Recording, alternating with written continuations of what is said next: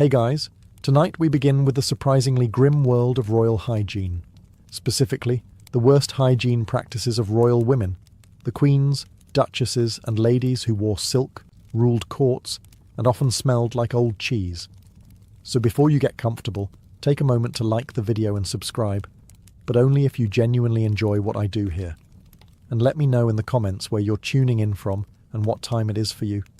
It's always fascinating to see who's joining us from around the world.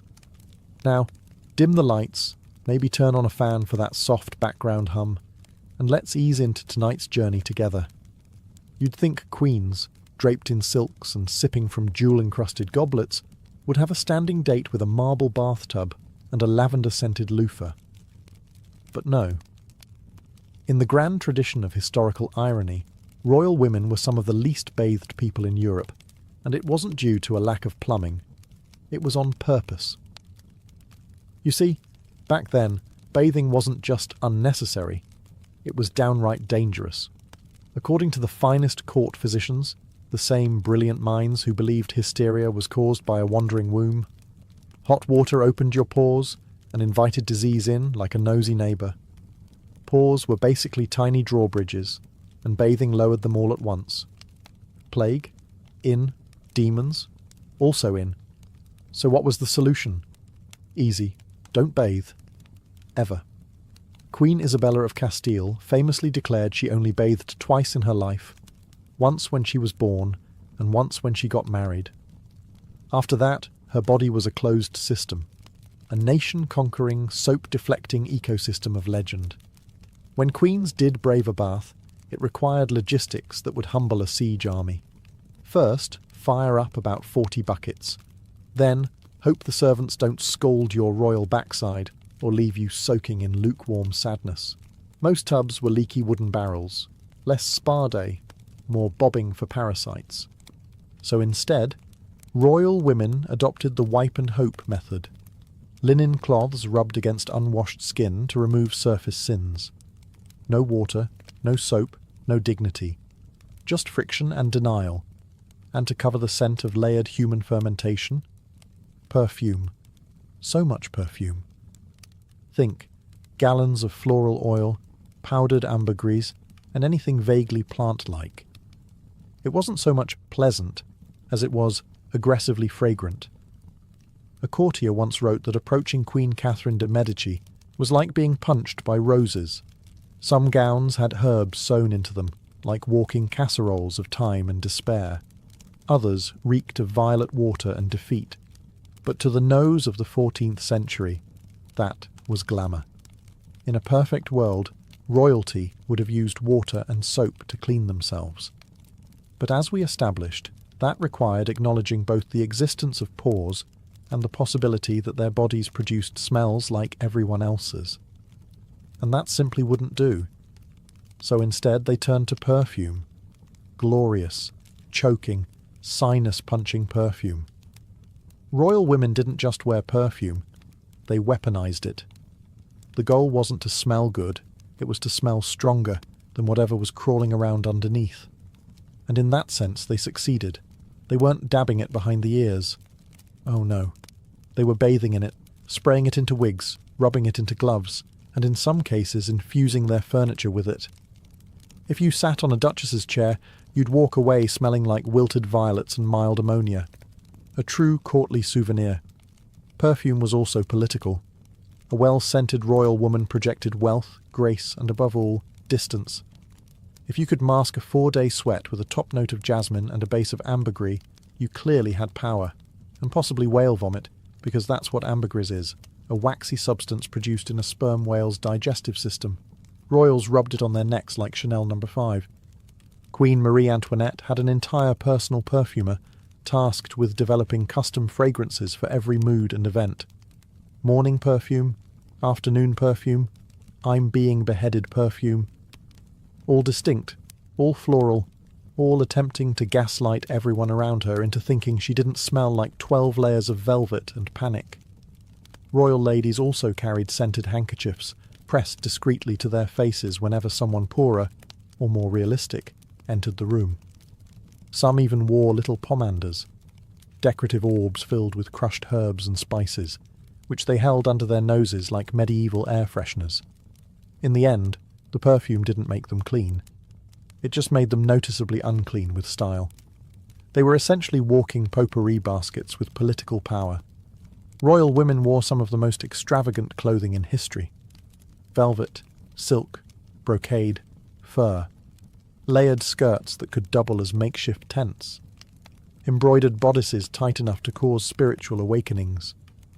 But one crucial thing separated their outfits from modern couture. These dresses were almost never washed.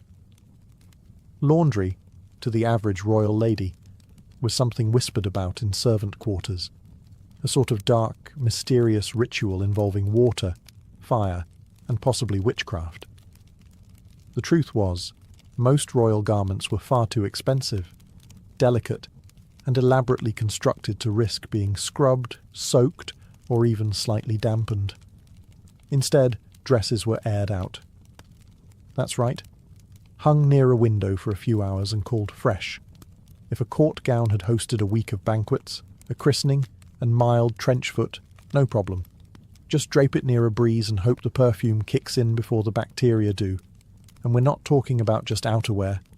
These were full outfits, with layers upon layers, chemise, petticoats, stays, corsets, gowns, trains, all of which absorbed a rotating mixture of sweat, body oils, food spills, and powdered wig fallout. If that dress could talk, it would beg to be burned. In some courts, undergarments were slightly more washable, but only slightly. Linen chemises were worn next to the skin and sometimes got a rinse. But when washing meant boiling clothes in lye and beating them with wooden paddles, most queens preferred the ignore and spritz approach. Even more charmingly, dresses were often shared.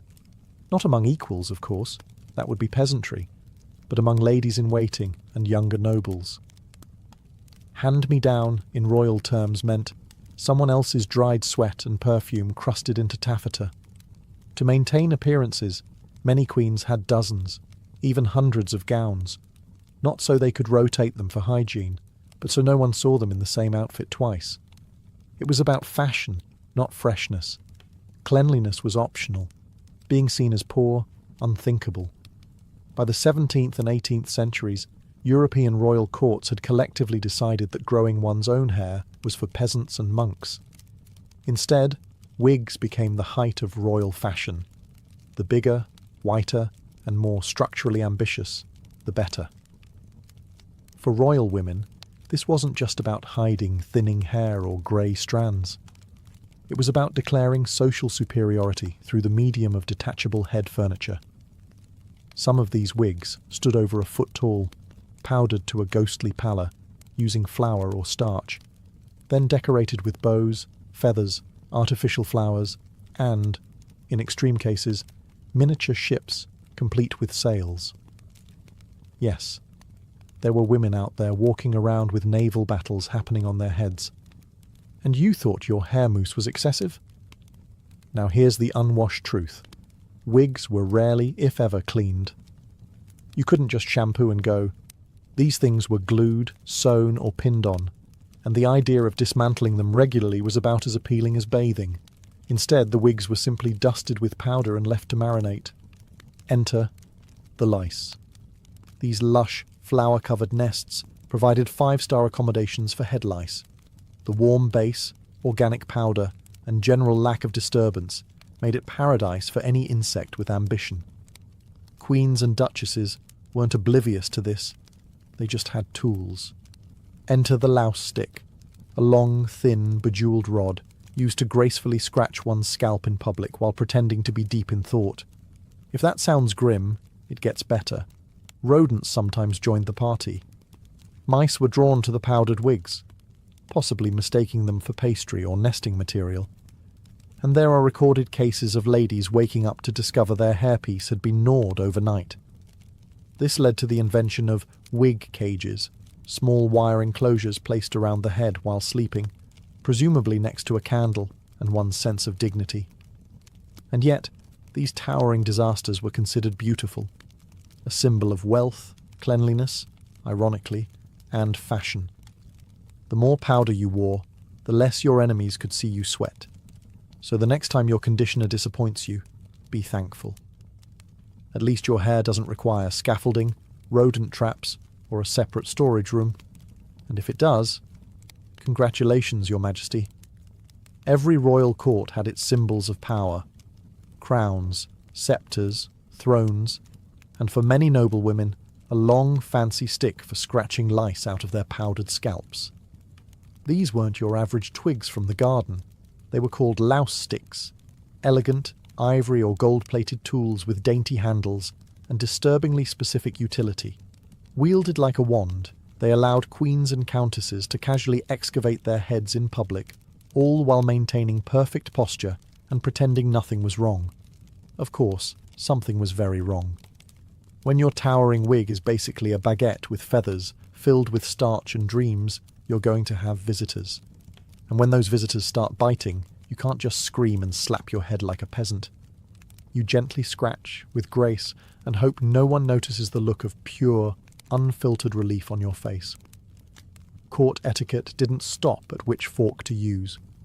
It also dictated how one should dig for lice. There were rules.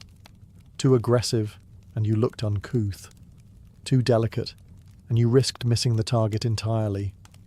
The ideal technique was a slow, almost thoughtful motion, like you were pondering the fate of the kingdom, not trying to skewer an insect crawling behind your ear.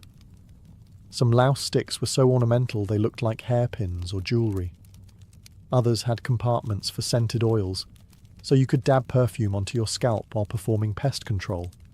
That's multitasking at its finest.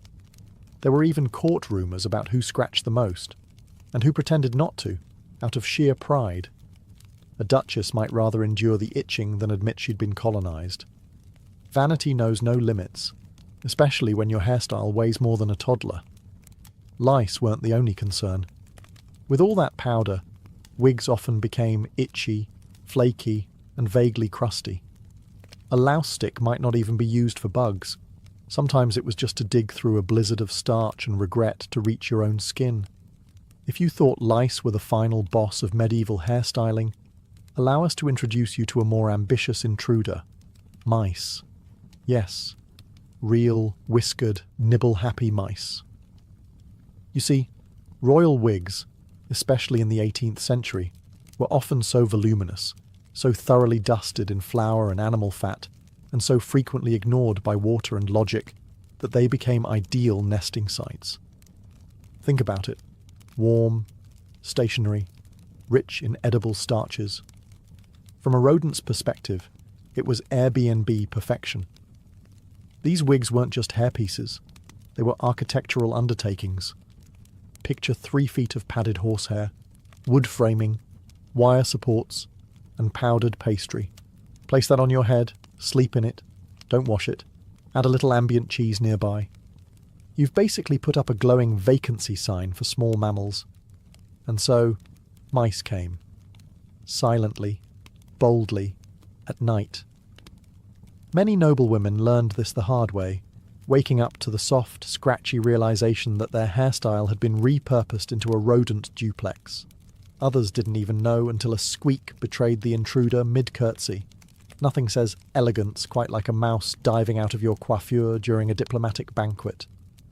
To counter this growing rodent housing crisis, some women began sleeping with wire wig cages, essentially medieval hair helmets designed to keep animals out of their hair while they slept. Yes, queens and duchesses willingly put on metal contraptions, just to ensure they didn't wake up as Cinderella's evil stepsister and her mouse landlord. Did it work? Occasionally. But mostly, it added insult to injury.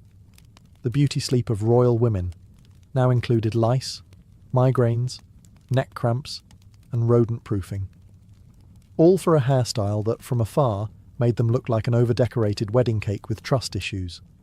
But what mattered wasn't hygiene. It was the spectacle. Fashion was about display, not practicality. A towering wig, even one harbouring a small ecosystem, still signalled wealth, status, and glorious detachment from the struggles of the human body. What do you get when you mix vinegar, white lead, and societal expectations? the 18th century royal skincare routine. Royal women were obsessed with achieving the porcelain look, pale, smooth, and glowing with the freshness of someone who hadn't seen sunlight or criticism in a decade. The ideal complexion wasn't just about beauty, it signalled wealth, nobility, and the fact that you didn't have to work outside or acknowledge the peasants. Unfortunately, Mother Nature rarely handed out naturally poreless, moon-pale skin. So royal women turned to a little home chemistry, and by home, we mean arsenal. The most infamous product was called Venetian ceruse, a paste made from white lead and vinegar. Applied generously to the face, neck and chest, it provided a flawless finish and slowly destroyed everything underneath. Skin peeled, sores developed, hair fell out. But for a brief, glimmering moment, they looked stunning in candlelight. Side effects were brushed off as sensitivity or delicate constitution. Never mind that many women developed lead poisoning, lost their teeth, or ended up looking like a melting candle. The important thing was that they appeared ethereal while doing it. Makeup wasn't applied subtly either. This wasn't no makeup. This was layer until your pores surrender. Thick white base, bright red cheeks made from mercury-based rouge, and a beauty mark, sometimes to cover a festering sore caused by yesterday's beauty mark. And let's talk about those beauty marks, or mouches, as they were fashionably called. Made of velvet, silk, or mouse fur. Yes, real mouse fur, because apparently they weren't done with mice yet. These little patches were glued on strategically. One near the mouth said, flirtatious. Near the eye meant passionate. On the chin, poisoned but still photogenic. Eventually, skin damage became so bad that women applied even more ceruse to cover it, leading to a delightful cycle of decay and denial. So the next time your concealer creases or you're found, if eyes are the windows to the soul, then royal mouths were often trapdoors to despair. Despite the palaces, pearls and powdered faces, the dental health of royal women was, how shall we put this gently, a medieval horror show with jewels on top. Sugar had arrived in Europe and was quickly embraced by the nobility, not as a treat, but as a personality trait. And royal women, eager to show off their refined taste and perhaps drown their sorrows in marzipan, consumed sugar like it was a vitamin. The result? Teeth that staged revolts.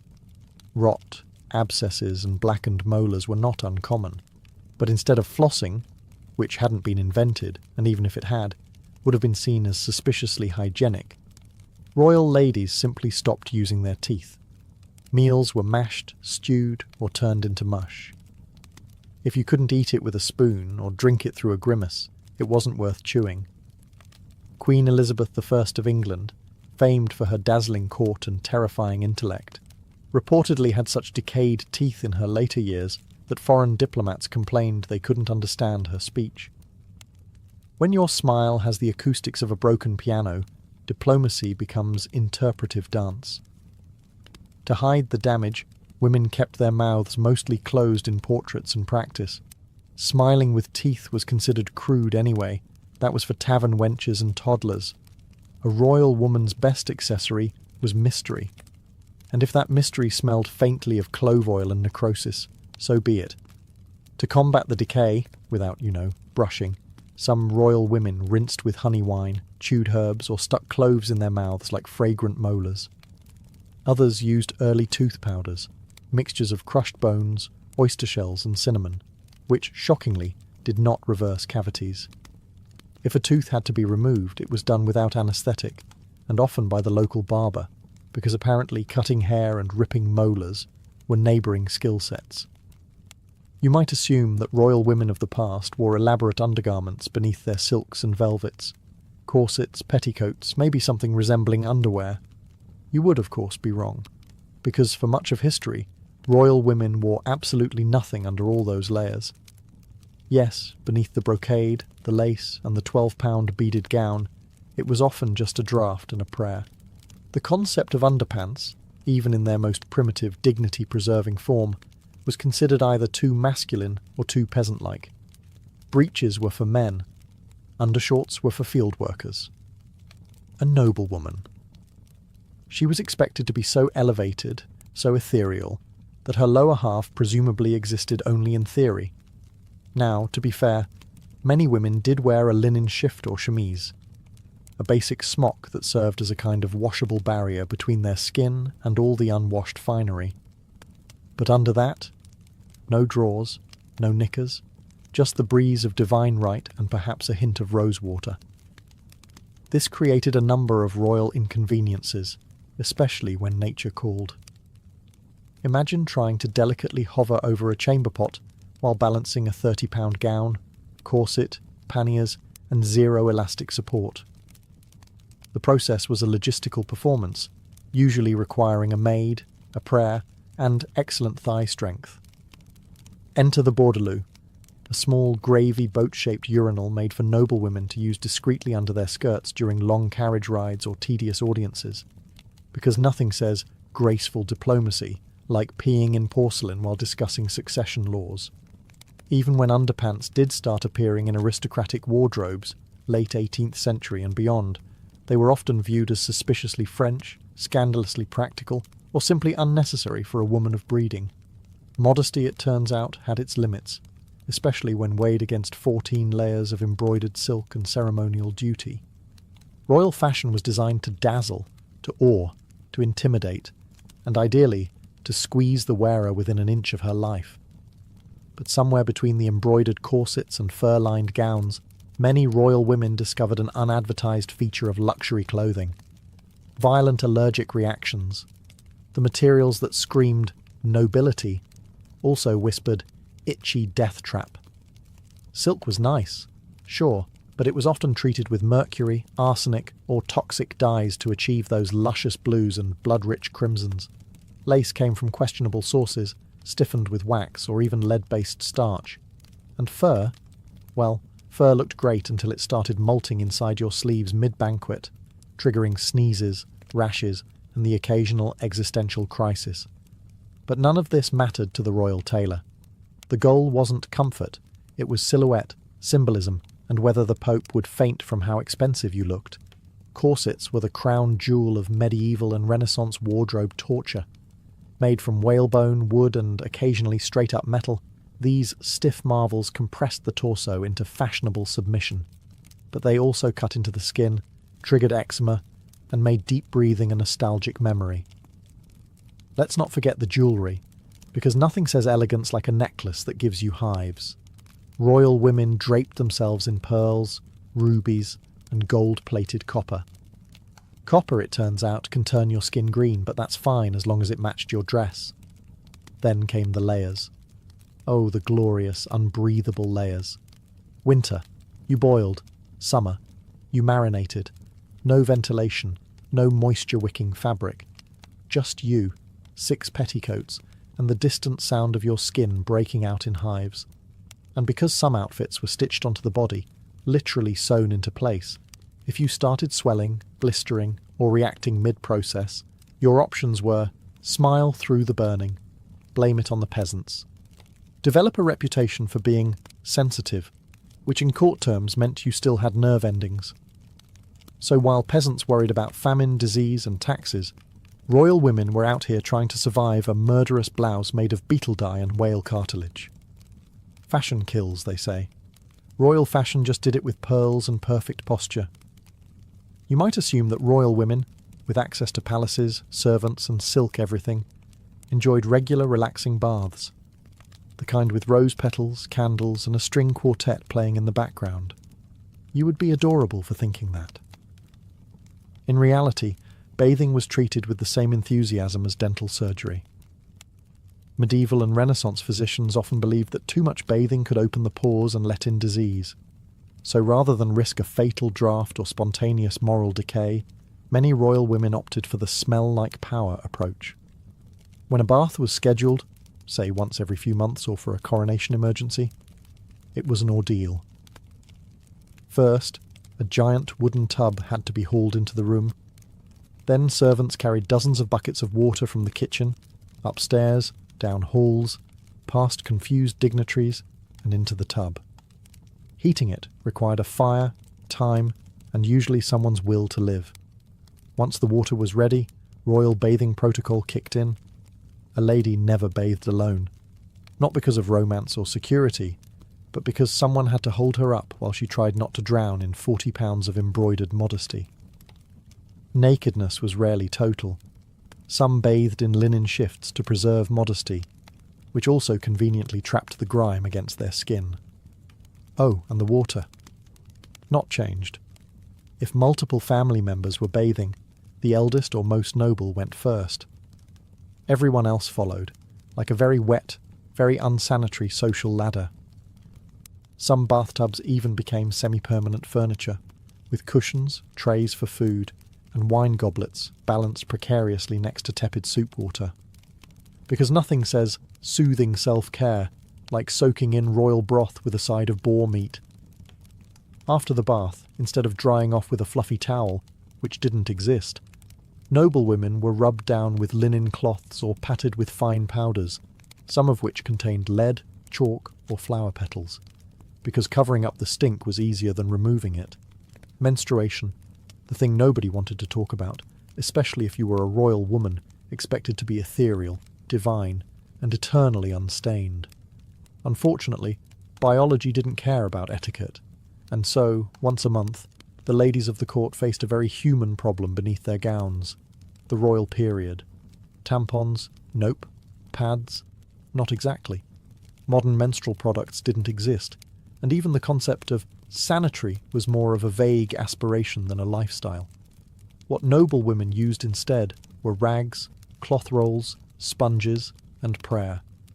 The most common method involved tying softened linen rags to a belt worn under the dress, essentially strapping a napkin to your body and hoping for the best. If the linen slipped, congratulations. You've just become the Duchess who stained the throne. Literally. In public, of course, everything had to appear serene and bloodless. If a royal lady felt cramps or dizziness, she was described as delicate, moody, or simply unwell, which in court language could mean anything from PMS to poisoning to political sabotage. Privacy was also limited. A lady-in-waiting was always nearby, ready to assist with dress lifting, fabric retying, and quiet crisis control. There were no private bathrooms, just chamber pots and screen dividers, and the terrifying knowledge that someone probably heard everything. And here's the real twist. Menstruation was political. A missed period meant whispers about pregnancy, legitimacy, succession. A period that came too often was labelled unnatural. Bleeding was never just bleeding. It was gossip fuel, family drama, and court intrigue all rolled into one bodily function. Queen Anne of England, for instance, suffered 17 pregnancies, many ending in miscarriage or stillbirth, and every drop of blood she shed was interpreted like a prophetic omen. Because heaven forbid a woman just have a uterus. The church wasn't much help either. Menstruating women were once barred from touching holy relics, entering sacred spaces, or doing basically anything that might offend God with their unapologetic humanity. When we picture royal women, we often imagine pristine gowns fluttering in the breeze, silk glinting in the sunlight, and everything smelling faintly of lavender and smugness. The truth? Their clothes were rarely washed, and when they were, it was with the full reluctance and spiritual suffering of every servant involved. Most royal garments weren't just fancy, they were architectural, made of silk, velvet, brocade, fur, and enough lace to snare a deer. These outfits couldn't simply be tossed into a wash basin.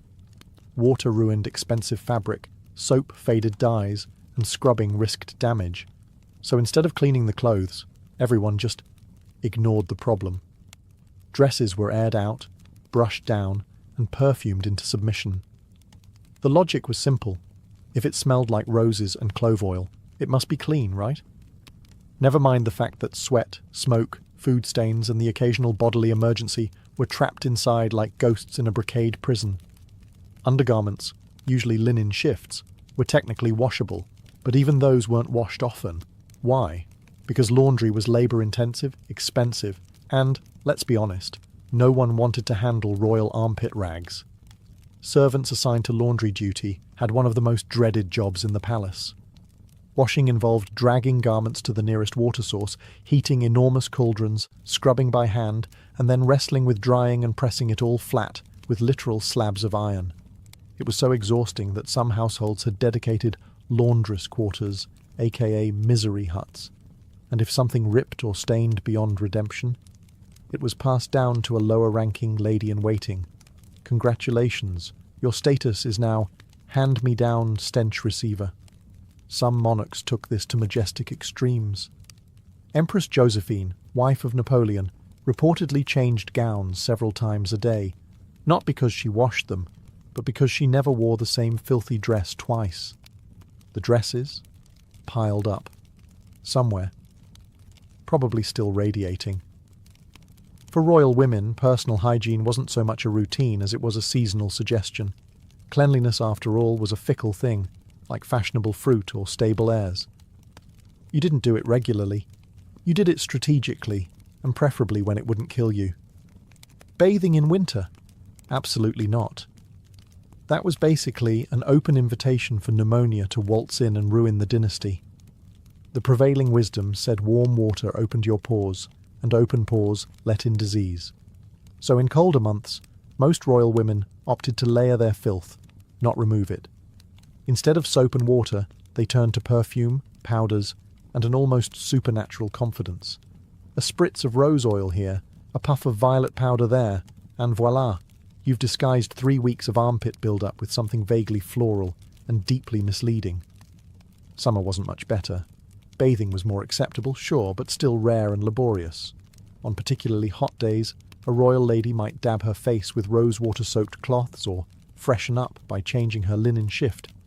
The 16th century equivalent of spraying deodorant over yesterday's disaster, and let's not forget the hair. With washing off the table for most of the year, royal women resorted to dry shampoo in its earliest and most questionable form. Powdered starch mixed with perfume and hope. They'd cake it into their scalps until the oil was absorbed or, more realistically, until the powder turned grey and flaked off onto the furniture. Even brushing teeth followed the seasonal rhythm. Mint leaves, vinegar rinses and tooth powders made from ground oyster shells were used more in summer, when bad breath had a shorter fuse in the heat. In winter, let it stew. No one would dare comment on a queen's halitosis when she was already dying of cold and politics. Ultimately, hygiene was less about actual cleanliness and more about managing perceptions. If you looked composed and smelled vaguely like a spice merchant's widow, you were winning. The dirt, the odours, the occasional parasitic sidekick, that was all just part of the royal ecosystem. So next time you skip a shower and call it self-care, just remember, you're in excellent historical company. By the end of a royal woman's hygiene cycle, and we use cycle generously, what you had was a person draped in gold, lace, and at least 3 layers of floral panic. When you couldn't clean yourself and bathing was a once-a-season flirtation with death, you did the next best thing. You weaponized perfume. Perfume wasn't a luxury. It was a defensive measure. Much like powdered wigs or inherited titles, it served to hide the truth beneath a layer of powdered denial. Every royal woman had her signature scent, but not in the "this reminds me of spring" way. No, this was survival. This was, "I've not bathed since Michaelmas but still need to host an ambassador." Scents came in oils, tinctures, pomanders, and scented gloves. Rosewater, lavender, ambergris, violet, clove, and sometimes musk, which, fun fact, was literally scraped from the gland of a deer that regretted everything. The point wasn't to smell good. The point was to smell like money and mystery. And when it got especially dire, enter the vinaigrette necklace, a tiny, fashionable container that held a sponge soaked in vinegar or perfume. Women would clutch it, discreetly inhale, and pretend they weren't drowning in their own atmospheric soup. In crowded courts, this layering of scents created a chemical fog of passive-aggressive elegance. You'd walk into a ballroom and immediately get hit with 15 flavours of floral terror and exactly 0 evidence that anyone owned soap. Power, after all, didn't need to be clean. It needed to be presentable. A queen might reek beneath her satin, but if her perfume was strong enough, people would bow anyway. If her gloves smelled like imported spices, no one cared that her fingernails hadn't seen daylight in weeks. The perfumes were so strong that some guests fainted. Others just adjusted their expectations of nobility to include burnt nostrils and political nausea. So in the end, hygiene for royal women wasn't about health. It was about illusion. Power smelled like violets, cloves, and fear. And honestly, that was still an improvement over the alternative. In Edo, Japan, rice wasn't just a staple food, it was the heartbeat of the entire society. Imagine a world where your salary, status, and even your taxes were measured not in coins, but in bags of rice. That was life under the Tokugawa shogunate. A samurai's income was calculated in koku, enough rice to feed one man for a year. Even peasants at the very bottom of the social pyramid were considered valuable based on how much rice they could produce. But let's clear something up. When we say rice, we're not talking about a quick microwave bag or something you toss in a rice cooker. This was polished white rice, milled carefully to remove the husk, considered a luxury compared to the rough brown rice the poorer classes often had to eat. And it wasn't just eaten plain. Rice was shaped into balls, wrapped in seaweed, or served with pickled vegetables and dried fish. Onigiri, anyone? Yep, it's older than your favourite anime. For the wealthy, daimyos, court nobles, and the top-tier samurai, rice was paired with rich side dishes. Things like grilled eel, unagi, sweetened black beans, or even delicacies like sea bream and miso-marinated tofu. But for the average townsfolk or countryside labourer, a typical meal looked like a modest bowl of rice, miso soup, and a piece of pickled daikon radish, if they were lucky. However, rice wasn't only food, it had a spiritual weight. Offerings of rice were made to household gods and ancestors. Rice was consumed during religious festivals, weddings, and funerals. Even the act of eating it was infused with ritual. Don't stick your chopsticks upright in the rice bowl unless you want someone to think you're hosting a funeral. And here's a twist. Rice was so central to society that too much of it could make you sick. The rich who indulged exclusively in white rice often suffered from beriberi, a vitamin deficiency, while the poorer classes, who ate less refined rice and a more varied diet, often had better nutrition. If rice was the body of the Edo meal, miso soup was its soul. And no, this wasn't the watery stuff in a paper cup you get at sushi chains. In Edo, Japan, miso soup was a daily ritual, a culinary anchor that spanned all classes, from the dirt-caked peasant to the polished samurai sharpening his katana. At its core, miso soup is made from miso paste, which is fermented soybeans mashed into a salty, umami-rich sludge. Sounds glamorous, doesn't it? But miso was practically magical. It could last forever, adapt to any season, and nourish your gut before probiotics were even a thing. Edo housewives would make huge batches at home, tucking clay crocks of fermenting soybeans into dark corners, like edible treasure chests. But miso soup wasn't just soy water. The broth was built on dashi, a stock made from dried bonito flakes and kelp. This added layers of smoky, briny complexity that would make any modern chef cry tears of joy. Into this hot, aromatic broth went tofu cubes, sliced scallions, strips of wakame seaweed, and maybe a stray clam or two if you lived near the coast and weren't completely broke. And here's the kicker. There wasn't just one kind of miso. Different regions used different fermentation techniques. Red miso, aka miso, was strong and salty, while white miso, shiro miso, was sweeter and lighter. There was even hacho miso, a dense, dark miso favoured in samurai households for its rich, hearty profile. Imagine showing off your regional miso the way we flex craft beers today. Even spiritually, miso had weight. Buddhist monks relied on miso-based soups during their vegetarian fasts. Some believed miso soup balanced the body's energies, harmonizing yin and yang. Others just thought it was warm and tasty, And frankly, that's enough. The peasant version of miso soup might be thin, with only radish peels or wild greens tossed in, while the merchant class might have seasonal delicacies like bamboo shoots or shiitake mushrooms floating in theirs. But rich or poor, no meal in Edo, Japan was complete without a steaming bowl of miso soup. Humble, hearty, and deeply human. And if you ever skipped it, well, that was practically a culinary sin. A day without miso was a day your ancestors probably frowned at you from the shrine. Welcome to the crunchy, salty, nose-wrinkling world of Edo period pickles, or as the Japanese called them, tsukemono.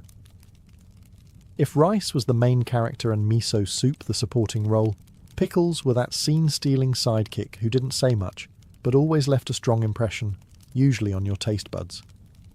Pickled foods weren't just garnish, they were essential to survival.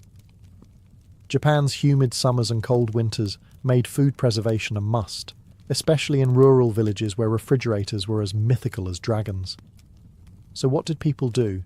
They took everything from daikon radishes to cucumbers, eggplants, plums, and even burdock root, and pickled them within an inch of their lives.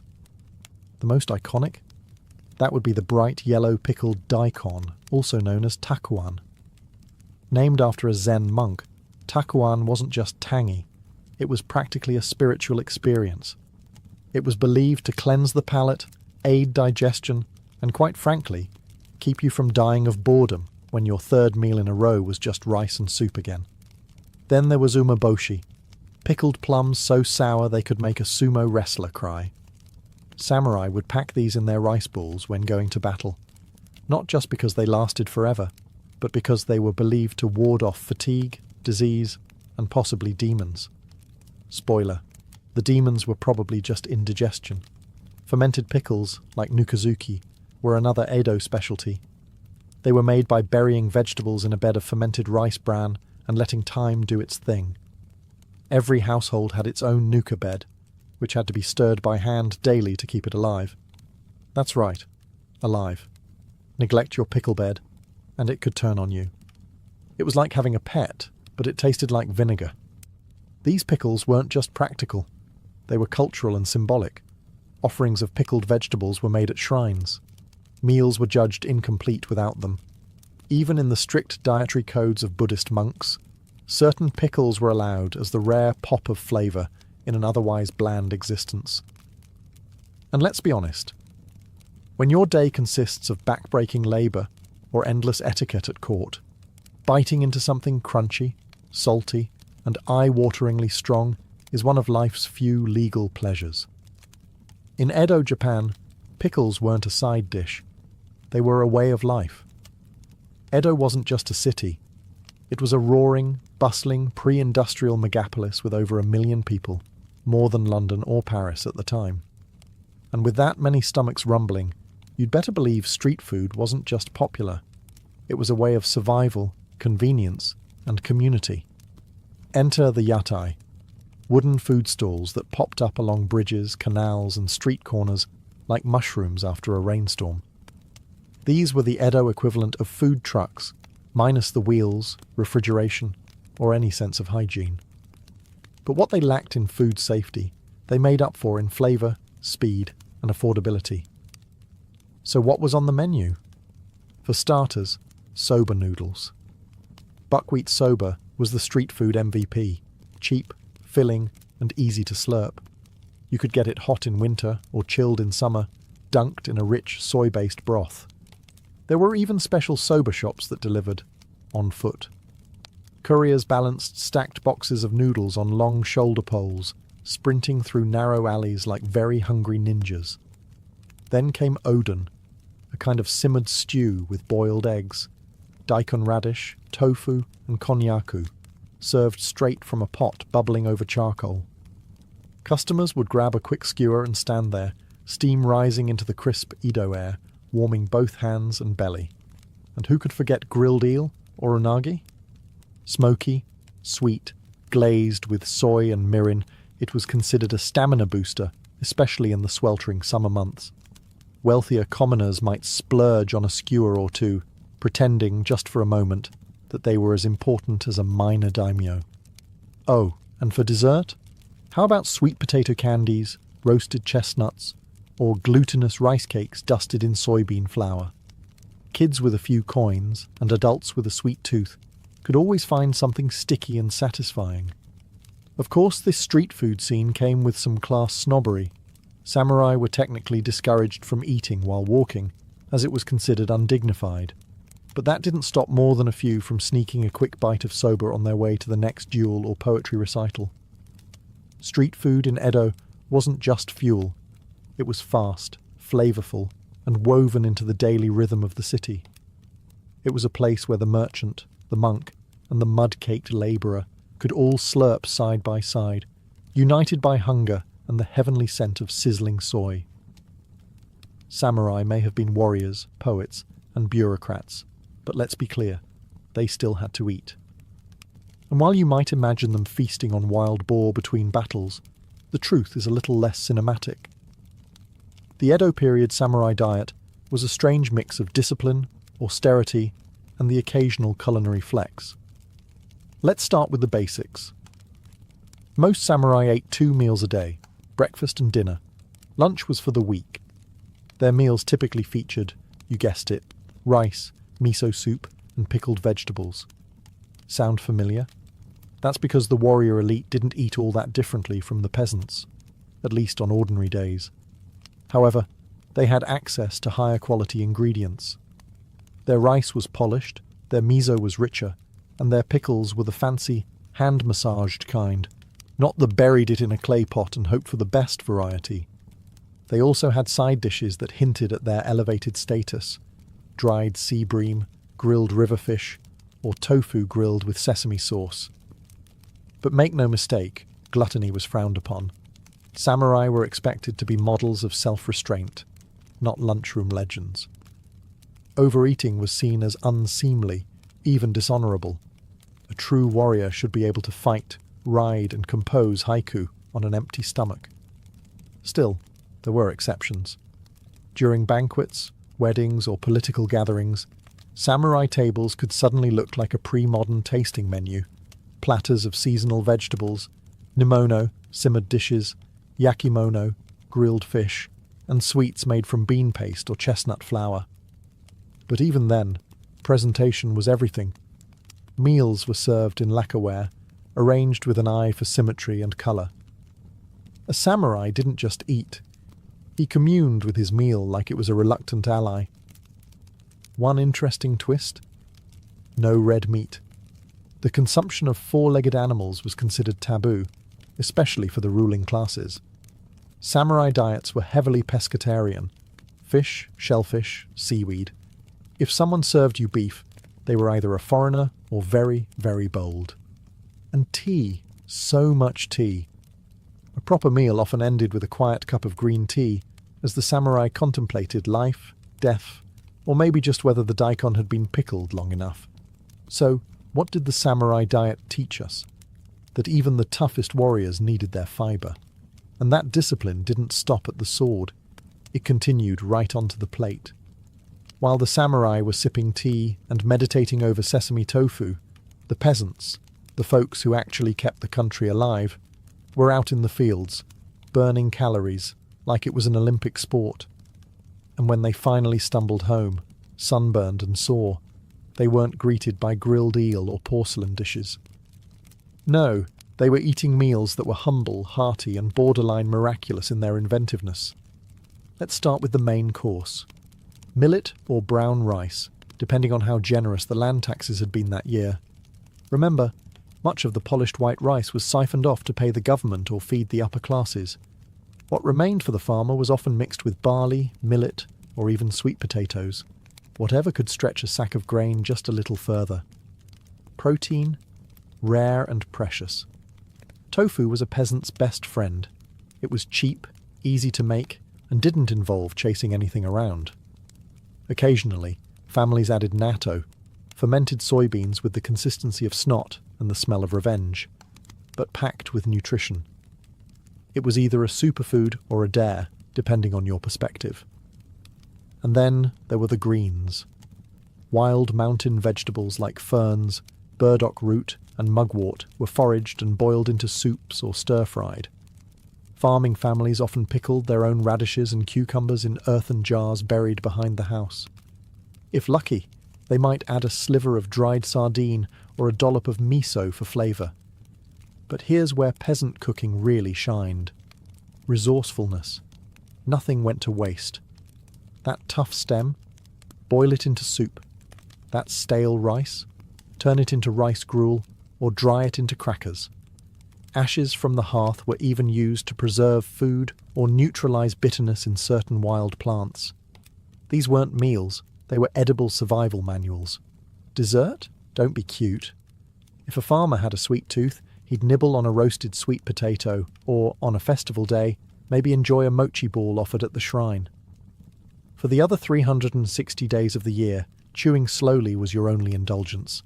Despite their simplicity, these meals were surprisingly nutritionally balanced, fibrous, fermented, full of seasonal variety.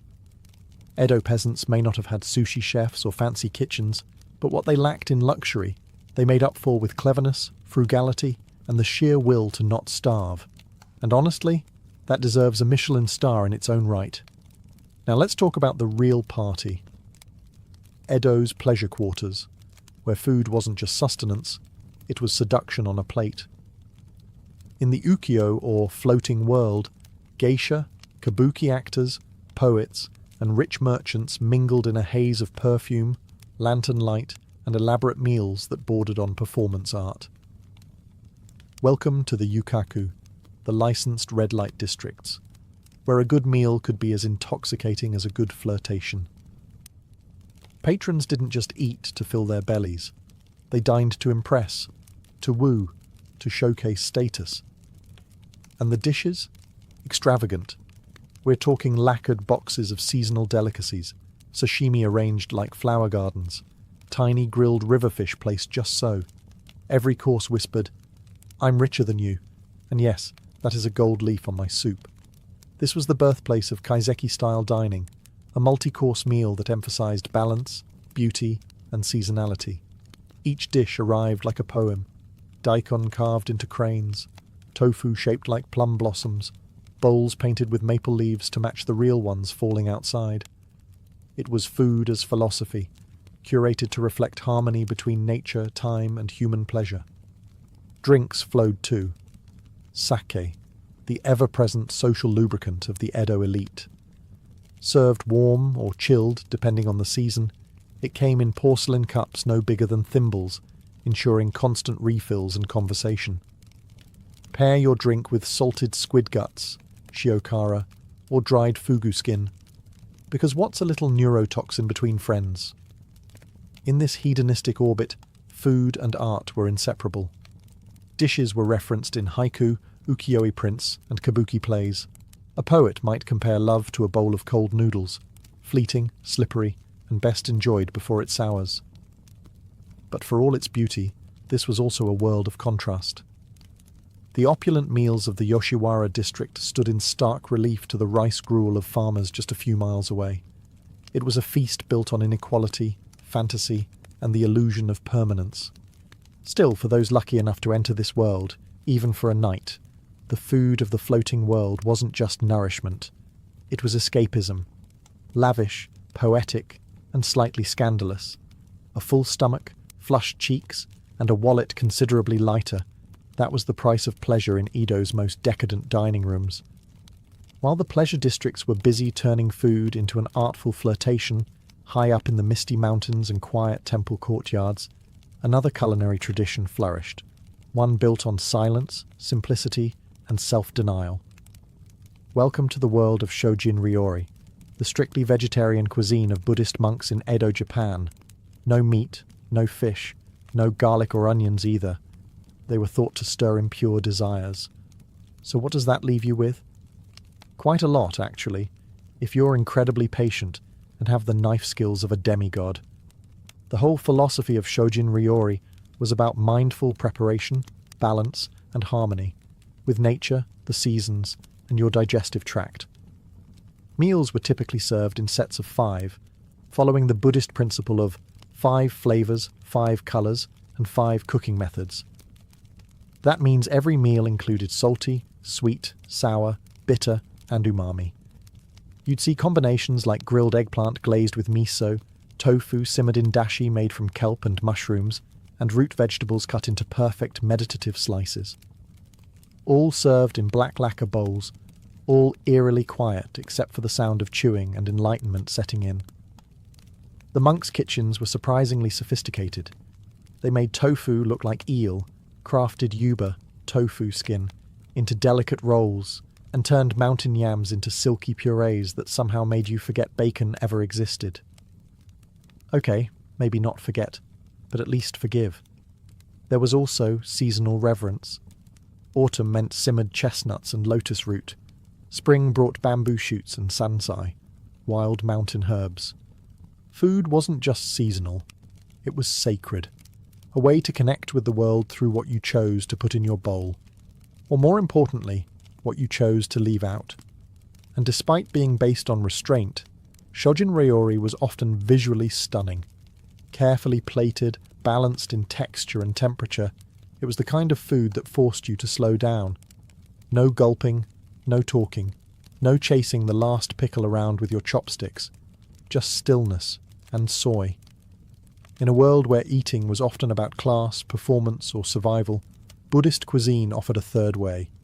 Eat to live to reflect, and maybe reach enlightenment one pickled turnip at a time. It wasn't flashy, but it was profound, and remarkably tasty for something that didn't even allow garlic. If you asked an Edo period chef what their most important ingredient was, they probably wouldn't say soy sauce or miso, they'd say thyme. Because in Edo Japan, food wasn't just eaten, it was observed, waited for, and deeply tied to the seasons. Forget spice racks or imported sauces. The real flavour came from knowing exactly when a bamboo shoot was sweetest, or when a persimmon would practically melt in your mouth. This wasn't about being fancy. It was about survival first, harmony second. Japan's climate offered 4 intense distinct seasons, and every household, from samurai mansions to muddy farm huts, adapted their meals accordingly. You ate what grew when it grew, and how nature intended. And when something wasn't in season, tough luck. No tomatoes in January, no cucumbers in December. The land gave what it gave, and you said thank you. Spring meant fresh greens, fiddlehead ferns, young bamboo shoots, wild herbs, boiled gently and served with sesame sauce.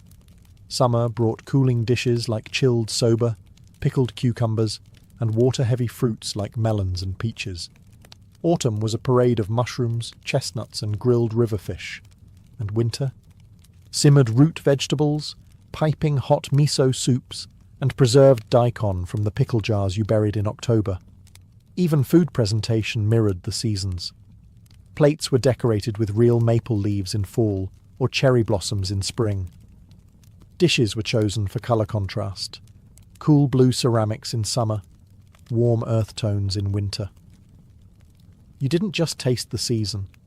You saw it, felt it, and even heard it in the crunch of a roasted sweet potato on a frosty morning. This seasonal awareness wasn't just tradition, it was deeply spiritual. Shinto beliefs emphasized nature's cycles, and Buddhist principles promoted mindfulness. Eating with the seasons meant you weren't just a consumer, you were a participant in the rhythm of the world. Modern food culture, with its year-round strawberries and jet-lagged avocados, might seem more convenient. But Edo cuisine reminds us that there's something powerful in waiting, in anticipating the first plum of the season or the last bowl of new rice harvest. In Edo Japan, food wasn't just something you put in your mouth. It was a calendar, a compass, and a quiet teacher, reminding you that everything in life, even a humble meal, has its perfect time. Forget what you've heard about ancient filth. If there's one thing Romans took more seriously than their military formations or their wine goblets, it was bathing. To be Roman was to be clean, or at least to look like it. And not just clean, but steamed, scraped, oiled and rinsed like a prized marble statue. Bathing wasn't a once-a-week affair. For many Romans, it was daily, sometimes even twice. You might think, How luxurious. And yes, it was. But it was also expected. Much like today's morning coffee, a trip to the thermae, the public bathhouse, was part of the routine. You woke up, did some business, maybe yelled at a slave, and then headed to the baths to sweat and socialise. These bathhouses weren't small. Some were massive complexes, the size of football stadiums, complete with gyms, libraries, snack bars, gardens, and mosaics that would put your bathroom tiles to shame. The baths of Caracalla? They could hold over 1,600 people at once. That's not hygiene. That's a hygiene festival. But the Romans weren't just bathing to stay clean. In fact, there's a fair argument that genuine cleanliness was a secondary benefit. The baths were a place to see and be seen. Senators, gladiators, merchants, and philosophers all stripped down and mingled. It was networking, gossip, and politics, all done in sandals and nothing else. And don't assume it was just the elite. Entry to the baths was usually cheap, even free on certain days.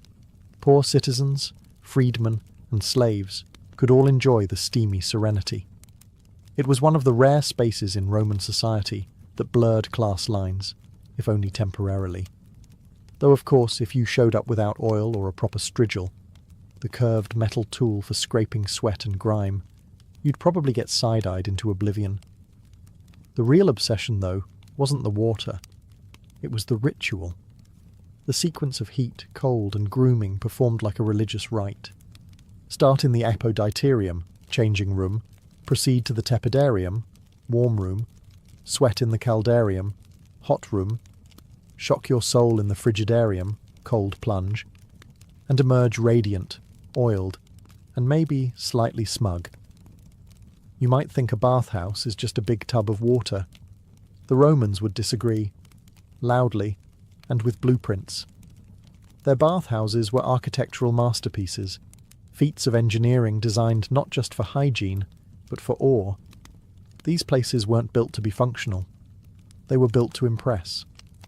Let's start with the layout. A standard Roman bathhouse followed a logical progression. You undressed in the apoditerium, warmed up in the tepidarium, roasted in the caldarium, then jumped into the frigidarium to cool off. But that's just the beginning. Some complexes had saunas, massage rooms, libraries, gardens, and even lecture halls. It wasn't so much a bathhouse as it was a civic temple disguised as a wellness centre. The real genius was underground, the Hippocos system.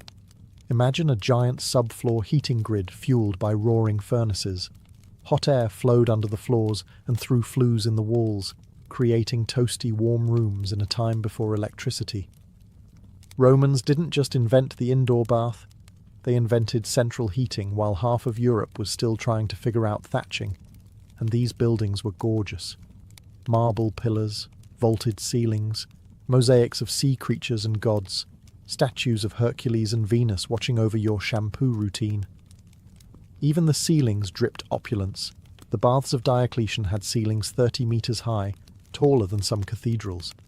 Because why not feel like a divine being while exfoliating? The scale wasn't just for show, it was a declaration. Rome has conquered comfort. No civilization before had created such spaces of public luxury on such a massive scale. It was a reminder that while other nations fought in mud, Romans soaked in style. But let's not pretend everyone was treated equally. The wealthy could afford private baths or reserved hours. The poorest bathed shoulder to shoulder with strangers, often with water that had seen a few too many backsides. Still, even the cheapest bathhouse had better plumbing than most medieval castles 1,000 years later.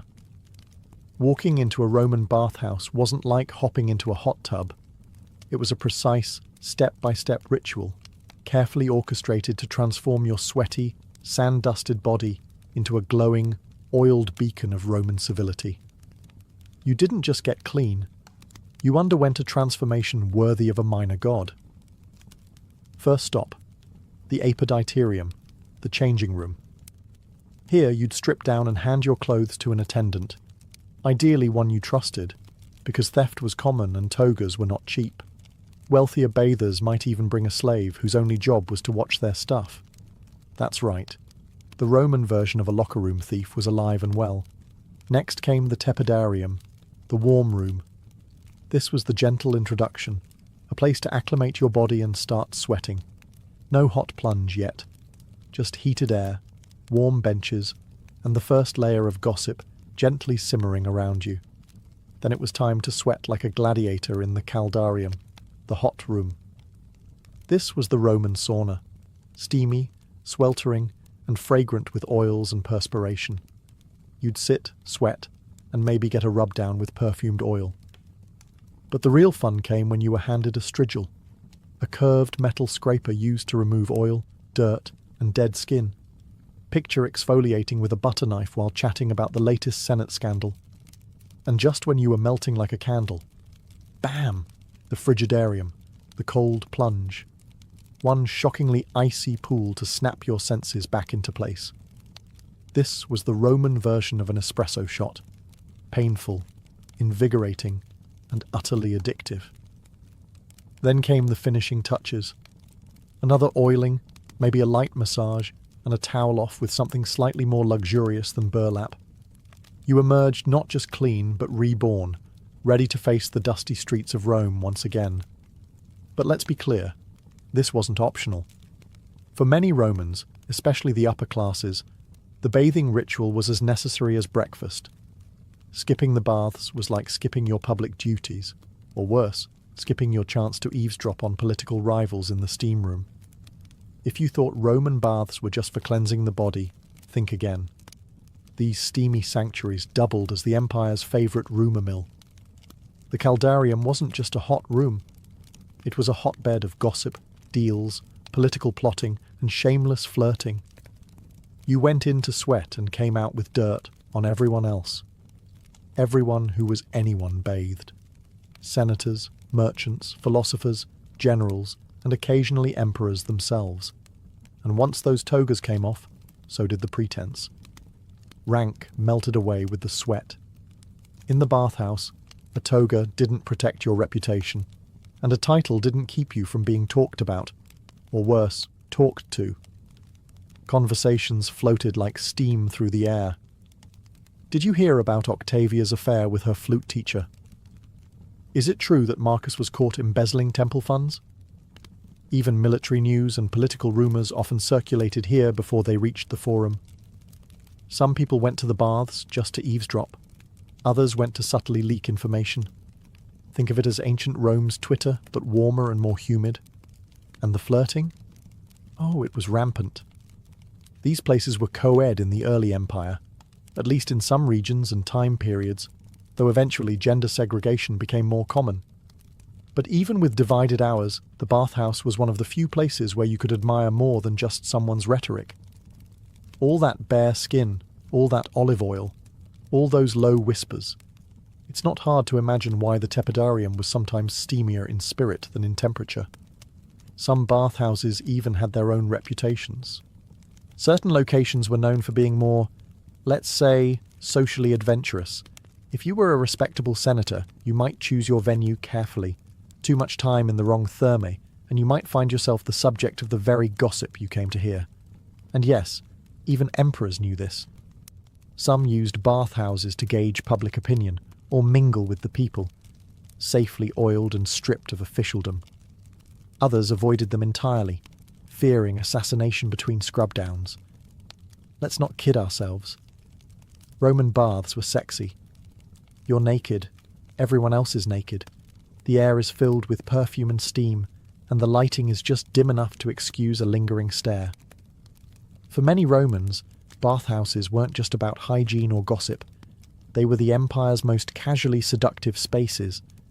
Yes, the official story is that baths were for public health and civil virtue, but unofficially, they were flirtation playgrounds. Men and women, at least early on in the empire, could bathe at the same time or share overlapping hours. Naturally, this led to more than a few accidental towel drops and oops wrong pool moments. Wealthy Roman men treated the baths as opportunities for romantic or illicit encounters. A wink in the tepidarium might lead to a shared oil massage in the corner. And don't think women were passive observers. Wealthy matrons were known for their fashion, their wit, and their own agendas. The bath was a stage for showing off, gossiping, and occasionally picking out their next poetic admirer. In some places, bathhouse workers, especially slaves who offered massages or poured oils, became part of the unspoken undercurrent of desire. There were laws passed at various points to limit promiscuity in the baths, which tells you everything you need to know about how well people obeyed them. Of course, not everyone approved. Conservative senators and moralists ranted endlessly about the corruption of public bathing, especially mixed bathing. Some emperors banned it. Others reinstated it, probably after remembering how fun it was. The moral pendulum swung with every regime change. One decade's steamy indulgence was the next's public disgrace. Still, most Romans just accepted this flirtatious atmosphere as part of the package. You went for the heat, the scrub, the company, and if the gods smiled on you, a suggestive glance across the steam. And if you didn't want to be noticed? Too bad. You were naked in a room full of gossiping, oil-slicked citizens. Good luck blending in. While Roman baths were undeniably social hotspots, they also doubled as ancient wellness centres, the kind where your doctor wore a toga and your treatment involved sitting in a steamy room until you hallucinated wellness. Yes, Romans bathed for their health, or at least for what they believed was health, which sometimes included snake oil, literally. To start, the Romans had a strong grasp of hydrotherapy, even if they didn't call it that. Alternating between hot and cold rooms, like the caldarium and frigidarium, was thought to boost circulation, purge toxins, and balance the body's mysterious inner forces. No one had discovered germs yet, but they were pretty convinced that steam plus discipline equaled immortality. Doctors even prescribed bathing routines. Got a fever? Try the tepidarium. Gout acting up again? Soak in the caldarium, then rinse with cold water and hope the gods approve. Digestive troubles? Maybe a steam, a massage, and a light oiling would fix your bowels. It didn't always work, but it definitely made you feel like something was happening. Some baths, especially those near natural hot springs, had reputations as healing sites. The waters at Baiae, for example, were famous across the empire.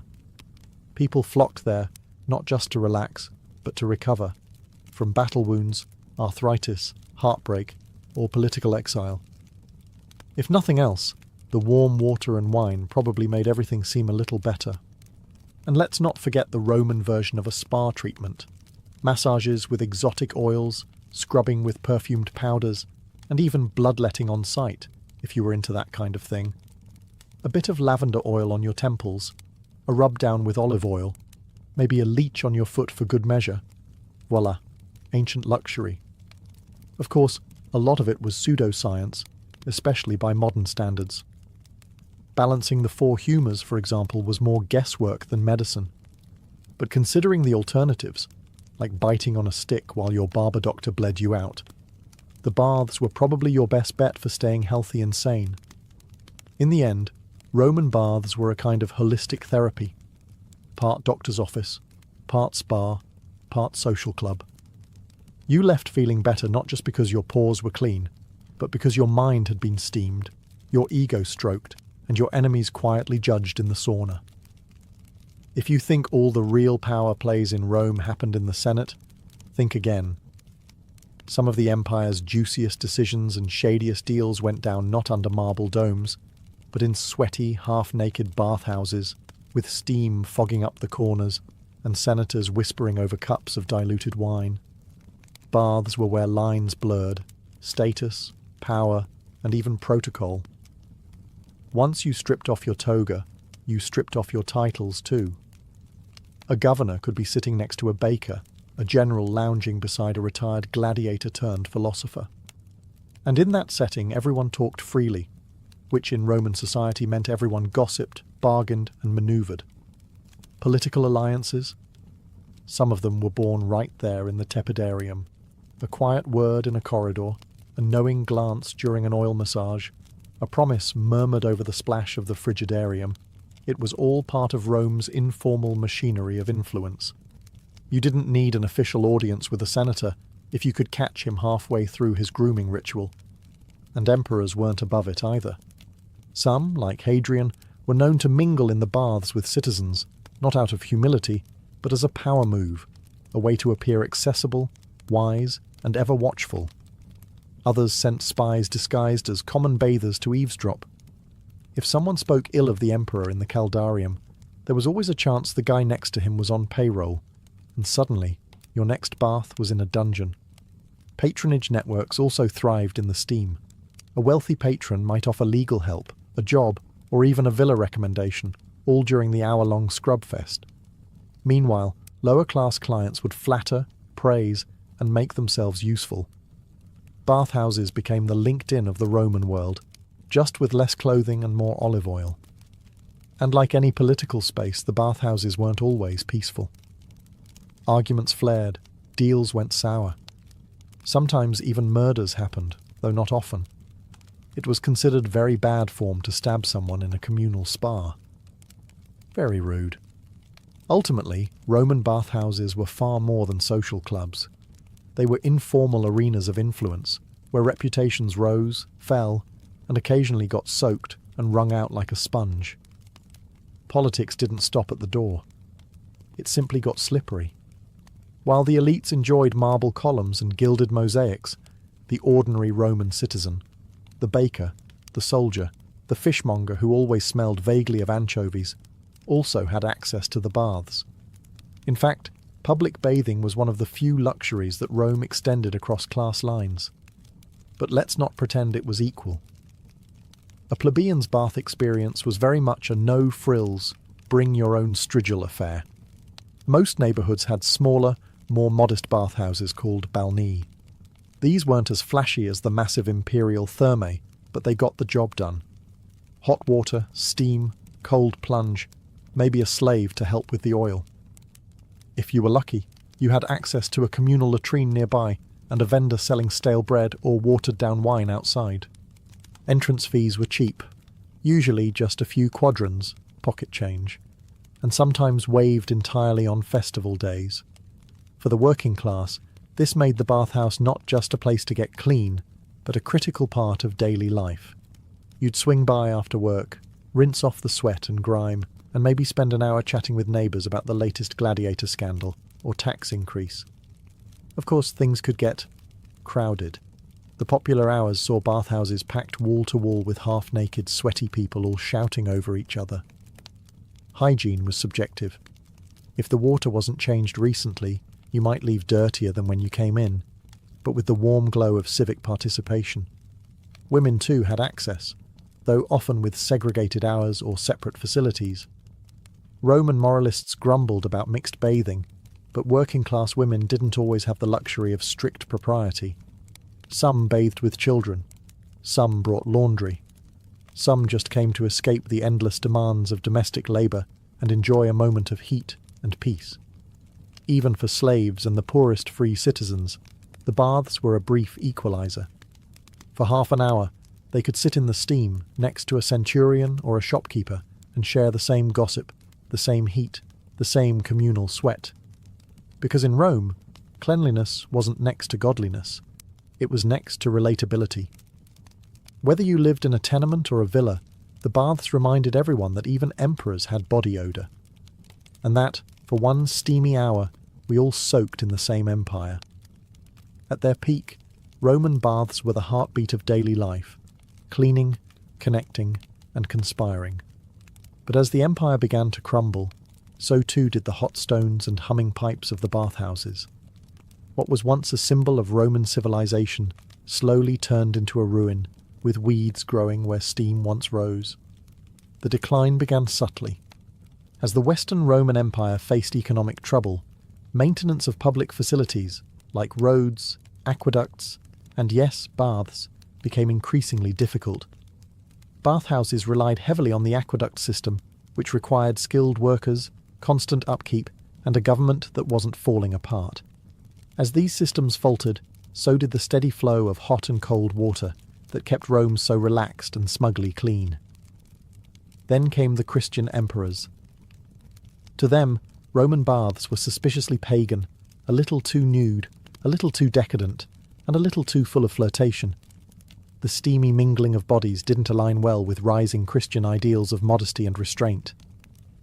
Over time, mixed bathing was banned, then public nudity discouraged, and eventually many bathhouses were shut down altogether or converted into churches, monasteries, or rubble. By the time Rome fell in the 5th century, many of its grandest thermae were abandoned. The once spectacular baths of Caracalla became home to stray goats and crumbling frescoes. And medieval Europe, having lost both the engineering knowledge and the cultural appetite for communal hygiene, entered what many call the Age of Dirt. Bathing became suspect. Cleanliness was seen as vain. Soap, a luxury. Hot water, optional. But the Roman baths didn't vanish completely. In the East, the Byzantine Empire preserved some of the tradition. And in the Islamic world, Roman bath architecture evolved into the hammam, where ritual cleansing and social life continued in steamy chambers reminiscent of the caldarium. Today, ruins of Roman baths still stand, silent but imposing, ghosts of steam-filled rooms that once echoed with laughter, debate, and maybe a scandal or two. They remind us that hygiene can be communal, that politics can happen in a towel, and that civilization isn't just built with laws and armies, but also with warm water, smooth marble, and the simple human need to connect. The steam may have faded, but the legacy never really cooled. In medieval France, food wasn't just nourishment. It was theatre, diplomacy, and bragging rights all served on a plate. Especially for the nobility, a feast was a full-on power display, where your wealth was measured not in gold coins, but in the size of your pastry swans and how many spices you could afford to casually waste. Imagine walking into a great hall lit by flickering torches, walls draped in tapestries, and the smell of roast venison mingling with cloves, nutmeg, and maybe a whiff of peacock. Yes, actual peacock. Feathers reattached after roasting. The message: I can kill something beautiful and serve it flamboyantly. What have you done today, Sir Gerard? Guests sat by rank, high-status nobles up front, lesser ones in the back, and if you were a peasant, well, congratulations, you were probably outside catching the pigs. The meal began with lavish processions, trumpets, heralds, possibly a man juggling meat pies. It was absurd, theatrical, and completely intentional. This wasn't a dinner, it was a medieval flex. The table itself was a performance space. Servers, trained to move with courtly precision, brought course after course, and by course we mean layers of culinary excess. Roasted boar stuffed with birds, stuffed with sausages, fish dyed with crushed berries, meatballs shaped like hedgehogs, food that defied logic, biology, and often digestion. And then came the subtleties, not subtle at all. These were elaborate sugar sculptures, jellies shaped like castles, pies that exploded with live birds, or, worse, musicians. They didn't just serve food, they served shock value. It was social warfare via sugar and swan. But here's the twist. While the nobility dined on gilded goose and wine-soaked everything, their trenchers, the slabs of stale bread used as plates, soaked up the grease and sauce. At the end of the feast, these greasy bread plates were handed to the poor. Generosity, sure. But mostly, it meant the nobles didn't have to clean up. Still, if you were a starving peasant, second-hand gravy-soaked bread beat nothing. If you cracked open a medieval French cookbook, assuming you could read Latin and afford parchment, you'd find an ingredient list that reads like a merchant's dream and a modern dietitian's nightmare. This wasn't peasant gruel territory. This was aristocratic cuisine, where the rarer the ingredient, the richer the chef appeared. Let's start with the spices. Medieval French dishes were spiced within an inch of their lives. Cloves, cinnamon, mace, nutmeg, saffron, ginger, and pepper were dumped into everything. Why? Because spices were rare, expensive, and imported from far-flung places like India, the Middle East, and North Africa. Sprinkling them with abandon was like burning money just to prove you could. And no, it wasn't to cover the taste of spoiled meat. That myth has been thoroughly debunked. Medieval nobles could afford fresh meat, and they had more salt than common sense. The spices were for display and symbolic power. A dish glowing with saffron wasn't just food, it was a yellow-hued status symbol. Now let's talk meat. Ordinary folks might get pork or chicken once in a while, but nobles dined on roast swan, peacock, venison, porpoise, and crane. Fish was also mandatory on fast days, so chefs got creative. Ever tried faux roast made from almond milk and crushed pike? No? Good. And then there were the sweeteners. Sugar was still exotic in most parts of France, so honey reigned supreme. Everything that could be sweetened was sweetened. Sauces, pies, meats, even soups. There's something deeply medieval about serving rabbit stew with a drizzle of rosewater and honey glaze. Fruits and vegetables? Rarely the stars of the show. They were cooked into oblivion or mashed into pastes. Raw vegetables were considered suspicious, cold, damp, and possibly the gateway to melancholy. Why eat an apple raw when you could boil it, spice it, stuff it with breadcrumbs and dye it purple? And speaking of colour, medieval chefs loved food that didn't look like food. Red sauces from sandalwood, golden pies from saffron, blackened meats from charred crusts. It was a kitchen masquerade, and the weirder it looked, the better. So yes, medieval French ingredients were bold, bright, and utterly bizarre. Not because they had to be, but because in the great social banquet of life, taste ranked far below drama. If subtlety was a virtue, medieval French cooks were sinners of the highest order. In the noble kitchens of 13th and 14th century France, the idea of seasoning to taste meant drowning every bite in a carnival of spice and sugar. You didn't want balance. You wanted your tongue confused and your guests impressed. Let's talk spices first. Clove, cinnamon, ginger, galangal, long pepper, cubebs, grains of paradise. Some of them you've never heard of, and that's fine. The medieval palate had no interest in restraint. A single dish might contain a dozen different spices, layered not just for flavour, but for symbolism, heat, and the sheer thrill of flexing your spice cabinet like a warlord's trophy room. And saffron? That was the gold standard, literally. Just a pinch of this hand-harvested stigma from the crocus flower could dye a dish a brilliant, unnatural yellow. Add saffron to your pottage, and everyone knew two things. 1, you had money, and 2, your cook had patience. But spices weren't the only sensory assault. Sugar, rare, imported, expensive, was used with wild abandon, even in meat dishes. That's right, sugar in your chicken stew, your beef pies, your fish sauces. Sweet and savoury weren't opposites in medieval France. They were dance partners in a very bizarre waltz. Entire feasts were constructed around this concept of culinary contradiction.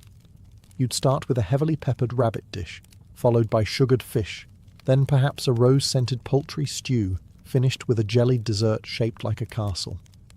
If your palate wasn't shocked, your host had failed. And it wasn't just about taste, it was about humoral theory. That's right, the medieval belief that your body was governed by 4 fluids: blood, phlegm, yellow bile, and black bile. Too much heat? Eat something cold and damp, like sugar. Too melancholic? Have a spicy custard, that'll cheer you up. So while today's chefs chase umami and balance, medieval French cooks were chasing philosophy, social status, and spectacle. Their food wasn't trying to make sense. It was trying to make a point. I can afford to turn my goose into candy and still have change left over for a gilded hedgehog cake. In short, spice and sugar weren't seasoning. They were medieval megaphones, loud, strange, and impossible to ignore. When it came to protein, medieval French nobles didn't just eat animals, they paraded them. The menu was a hierarchy of prestige, and if your dinner didn't feature at least one weird bird or aquatic mammal, you weren't really trying. Let's begin with the obvious. Beef and pork were common enough among the wealthy, but they were too ordinary. The real status meats were things like venison, caught on elaborate noble hunts. Eating venison wasn't just a meal, it was a declaration. I have land, servants, and the free time to chase this thing on horseback. And then there were the birds. Swan, crane, heron, peacock. If it had wings and looked remotely elegant, the French tried to roast it. In the case of peacock, the feathers were removed before cooking, and then re-sewn onto the cooked body for presentation. Imagine trying to enjoy your dinner while it stares back at you in full plumage. Medieval cooks loved stuffing birds inside other birds, turducken but unhinged. A quail inside a pheasant inside a goose, perhaps. And all of it glazed in spice, honey, and occasionally dyed to look even more exotic. The goal wasn't just to feed, it was to dazzle, confuse, and slightly terrify your guests. But fish days? Now those were a creative challenge. The church declared roughly half the calendar as meatless, which meant cooks had to impress using only aquatic creatures. Enter eels, pike, lamprey, dolphin, and even porpoise. Yes, porpoise was on the menu, at least for the highest nobles. It was considered a fish in the eyes of medieval theologians, and thus totally fair game on a Friday. To make it fancy, chefs would mould fish into odd shapes, stuff them with spiced breadcrumbs, or serve them with sugar and cinnamon sauces, because clearly your trout wasn't weird enough already. And then there were fast-day meat lookalikes, fish shaped and dyed to resemble roast pork or chicken, sometimes even complete with fake bones made from hardened dough. The message? I'm pious, but I'm also rich and clever enough to bend the rules in style. So whether it swam, flew, or was chased through the forest, medieval French protein came dressed in spectacle, spice, and a healthy dose of religious loophole. Dinner was not just food, it was theatre, theology, and a feathered performance. Amid all the saffron-dyed swans and sugar-dusted porpoises, it's easy to forget that most people in medieval France weren't attending royal banquets. The vast majority were peasants, and their cuisine looked different. Less gilded pastry, more brown bread and boiled cabbage.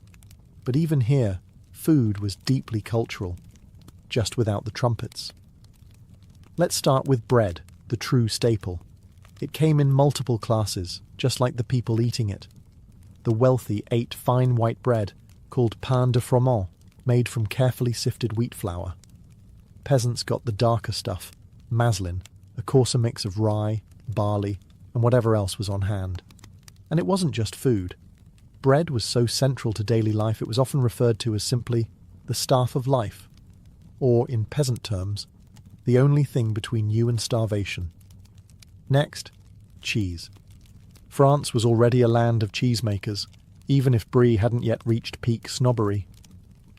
Peasant cheeses were simple, made from sheep's or goat's milk, and often aged in cellars or eaten fresh and crumbly. It wasn't for display, it was for calories, protein, and a bit of joy in a diet mostly made of porridge. Speaking of porridge, pottage was the universal answer to the medieval French hunger problem. Boiled grains, vegetables, and maybe a bone or two if luck struck. The rich might call it a stew and serve it in pewter. The poor called it dinner, every single day. Now here's the twist. Even peasants used spices and herbs, albeit more modest ones. Garlic, parsley, mustard seed, sage, whatever they could grow or forage. The idea that medieval food was universally bland is false. It was practical, seasonal, and flavoured with whatever grew near your hut. Of course, meat was rare. Maybe a chicken for Easter, or a bit of salted pork in winter. More often, peasants got protein from beans, lentils, and whatever cheese hadn't yet turned blue from age or surprise mould. So while nobles were debating whether to dye their roast crane pink or purple, the rest of France was dipping crusty bread into hot cabbage broth and calling it a victory. It wasn't glamorous, but it was sustainable. And honestly, in a world without forks, maybe simpler was smarter. After all, you can't drop your swan flambé if you never had one. If you thought medieval French pastries were sweet little tarts filled with fruit, think again. These were not the dainty eclairs of Parisian cafes. In the Middle Ages, pastry was power, and the French used it to craft feasts of illusion, excess, and edible trickery. Let's start with the basics. A medieval pie wasn't always meant to be eaten. The crust, called a coffin, yes, really, was often made from flour, water, and lard and baked rock hard, not for flavour but as a medieval Tupperware. Its job was to hold the filling, not taste good. Think of it as the bowl you accidentally bit into. But what sat inside those pastry coffins? Sometimes sweet things, yes, apples, pears, figs, nuts with honey, but more often they were filled with meat. Venison, beef, pork, fish, sometimes all at once. Picture a pie that bleeds gravy when cut open, revealing layers of roasted duck and eel beneath a golden crust. Then imagine someone has dyed it green for flair. And then there were the illusion pies. These were the Instagram stunts of the 14th century. Some were filled with live birds. Yes, just like the nursery rhyme. Cut it open and out flew a confused starling. Others held musicians, costumed actors, or symbolic objects baked into the centre. One banquet featured a pie that, when opened, revealed a cooked lamb posed like a knight jousting with a roasted piglet. You had to wonder whether to eat it or knight it. Colour was critical.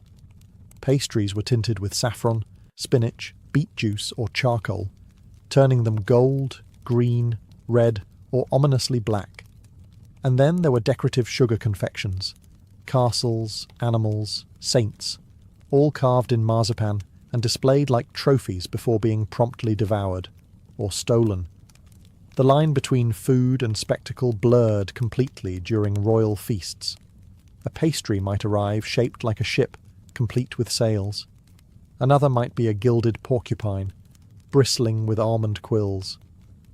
And yes, they occasionally exploded on purpose, a theatrical centrepiece that went off like culinary fireworks. In medieval France, pastries weren't dessert. They were decoys, drama, and decadence, wrapped in dough and baked for applause. Taste mattered, but not nearly as much as timing, presentation, and how many mouths dropped open when your pie turned out to be a magic trick. Pull up a wooden stool and prepare to get greasy, because medieval French dining etiquette was less about forks and napkins and more about fingers, hierarchy, and theatrical restraint. Sure, the food was over the top, but how you ate it could make or break your reputation at court. First rule, don't eat too fast. Gorging like a hungry boar was frowned upon, especially if you were within sight of nobility. Meals were about controlled indulgence. You could stuff your face with peacock, but you had to do it with graceful boredom, like it barely impressed you. Second rule, no forks. Not yet. Most nobles ate with 3 tools: a knife, a spoon, and their fingers. The knife was for cutting meat. The spoon was for soups or soft stuff. And the fingers? They did everything else. But not all fingers, just the first 3. The pinky and ring finger were to stay clean, a symbol that you were civilized enough not to become fully sauce-coated. That's where the finger bowls came in. Between courses, servants brought basins of rose water to rinse your sticky digits, sometimes scented, sometimes warm, because nothing says refinement like smelling of poultry and lavender at the same time. Table manners were rigid and deeply performative. You tore bread, never bit it. You never reached across someone's plate, even if they had the better pigeon. If you sneezed, you turned your head and offered a quiet apology to your fellow trencherman. Speaking of bread, remember those trenchers? They weren't just plates. They were silent indicators of status. The higher your rank, the finer your trencher. When the meal ended, yours might be handed to the poor, or tossed to the dogs. Either way, you didn't ask. You dabbed your lips with the back of your hand and pretended you didn't just eat a pie shaped like a dragon. Drinking had its own rules, too. Wine was everywhere, but you never drank before the host, and you always toasted with solemnity, even if you were half in your cups. Getting drunk was acceptable, as long as you weren't the only one. So yes, medieval French cuisine was outrageous, but the etiquette was designed to tame the chaos. Behind every absurd dish was a rigid script, and every greasy finger was carefully wiped in a ritual that said, "I may eat like a king, but I behave like a courtier." In medieval France, food wasn't just about pleasure or power, it was deeply tied to religion, which meant everyone was constantly navigating the spiritual minefield of when to eat, what to eat, and how guilty to feel about it. The church calendar was packed with rules. Roughly half the year was designated for some form of fasting or abstinence. That didn't mean no food, it meant no meat, dairy, or eggs on designated days, especially Fridays, Lent, Advent, and numerous saint days sprinkled across the year like holy landmines. But medieval French cooks weren't deterred. They were creative theologians with ladles. No meat? Fine. We'll serve eel, sturgeon, whale, or even porpoise. According to church logic, anything that swam counted as fish, even if it was technically a mammal with a blowhole. So yes, porpoise stew was a Lenten dish, served with a drizzle of almond milk and maybe a saffron-dyed crust for good measure. Eggs and cheese were also banned during strict fasts, so the solution was fake food. Almond milk replaced dairy in everything from soups to sauces. Butter was swapped for oil, and cheese was made from ground nuts or legumes. There were even mock roasts, where fish was moulded, dyed, and carved to resemble forbidden meat. Culinary deception became a form of religious compliance, loopholed piety with a side of parsley. But when fasting was over, it was time for a feast of biblical proportions. Religious holidays, weddings, coronations, and saint feast days triggered enormous meals, sometimes lasting for days. Monasteries and noble courts alike would host lavish banquets to honour the occasion and make up for all the culinary self-denial with roast everything, sweetened everything, and drunk monks napping under tables. Even monasteries, places of austerity, often had excellent kitchens, fine wine cellars, and access to elaborate recipes. One monk's modest pottage was another's subtly spiced trout with stewed apples. God, after all, wasn't against flavour, just vanity and gluttony, which explains why so many medieval chefs got really good at making food that looked humble but tasted like sin. In medieval France, religion didn't cancel cuisine, it inspired it. Every restriction sparked innovation, every rule encouraged a workaround, and every fast eventually led to a glorious rule-bending feast. Because in the end, nothing sharpened a cook's creativity quite like holy limitations. Though the sugar-glazed porpoise and meat-stuffed peacock have long disappeared from the dinner table, the spirit of medieval French cuisine still echoes through modern culinary tradition, just with fewer feathers and significantly more restraint. Many of the elaborate techniques pioneered in medieval kitchens, sauces thickened with breadcrumbs, meats marinated in wine and vinegar, and the layering of sweet and savoury, laid the groundwork for classic French cooking. The flamboyant excess may have faded, but the obsession with presentation, texture, and complex flavours never really left the kitchen. Dishes like coq au vin or bœuf bourguignon, while rustic and hearty, reflect that same foundational idea. Meat should be tender, marinated, seasoned boldly, and slowly coaxed into something transcendent. The medieval passion for layering flavours, sweet, acidic, spicy, is still found in wine reductions, mustard-glazed meats, and fruit meat pairings. Even French patisserie owes a nod to medieval sugarcraft. The marzipan animals and architectural sugar sculptures of the 14th century evolved into modern pastry art, croquembouches, and those absurdly intricate chocolate showpieces you see on cooking competitions. The desire to shock and impress with dessert hasn't gone anywhere. It's just traded meat pies for mousse towers, and the French reverence for dining etiquette, courses, and ceremony. Pure medieval DNA. The idea of structured multi-course meals with carefully paired wines and formal seating started in noble great halls and was refined over centuries into the Michelin-starred rituals of today. Even the spice rack tells a story. While saffron and long pepper are no longer the main stars, herbs and spice blends, once symbols of elite access, are now staples in French provincial cooking, democratized and refined over time. But perhaps the greatest legacy is cultural. In medieval France, food wasn't just fuel, it was status, identity, and performance. And that idea, that food reflects who we are and what we value, still defines French cuisine today. Whether it's a rural picnic with goat cheese and wine, or a Parisian tasting menu with 15 courses and a spoon that costs more than your shoes, the meal is a message. So no, you won't find gilded hedgehog pies on the menu anymore. But the medieval kitchen lives on, in every French chef's precision, every flamboyant sugar sculpture, and every meal that's meant to be remembered long after the last bite.